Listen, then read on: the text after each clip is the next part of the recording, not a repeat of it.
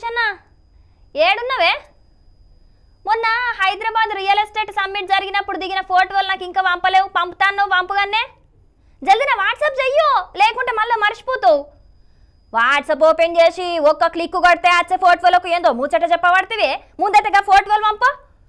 ఫోటోలు లొకేషన్లు ముచ్చట్లే కాదు, ఇప్పుడు ఏపీల పరిపాలన సుతం వాట్సాప్లోనే నడవబోతున్నది. అవు మరా ముచ్చట్లేందుకు పురాగార్చుకుందాం పాన్రి.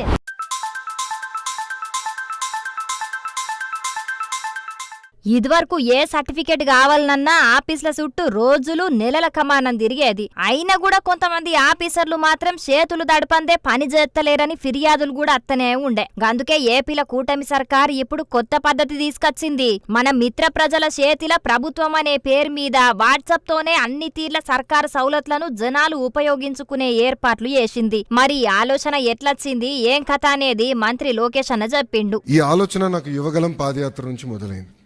మీరు ఒక్కసారి కానీ మా స్పీచ్లు కూడా మీరు చూస్తుంటే, నా స్పీచ్ చూస్తుంటే నేను పదే పదే చెప్పేవాడిని.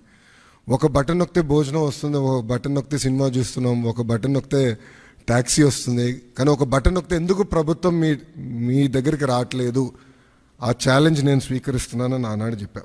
అందుకే ఈరోజు మన మిత్ర ప్రజల చేతిలోనే ప్రభుత్వం, ప్రజల చేతిలో పాలన, మాది ప్రజాప్రభుత్వం, ఈ నినాదంతో ఈరోజు ఇది మేము ప్రారంభిస్తాం జరుగుతుంది. లోకేష్ అన్న మీరు సూపర్ పోన్రి, చాలా మంచి ఆలోచన చేసిండ్రు.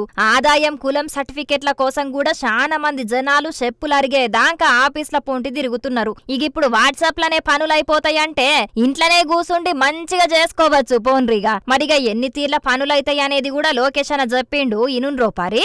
మొదటి విడతలో 161 సర్వీసెస్ లాంచ్ చేస్తున్నాం. మా టీం చెప్పొద్దన్నారు, బట్ నేను చెప్తున్నాను, ఈరోజు రెండో విడతలో 360 సర్వీసెస్ మేము లాంచ్ చేస్తాము. There is no debate, no discussion, we will launch. So ప్రజలకి ప్రభుత్వం మధ్యన ఇదొక ప్లాట్ఫామ్గా ఏర్పాటు చేసి రియల్ టైం సర్టిఫికేట్స్ వాళ్ళకి డెలివర్ చేసే బాధ్యత మన ప్రజాప్రభుత్వం తీసుకుంటుంది.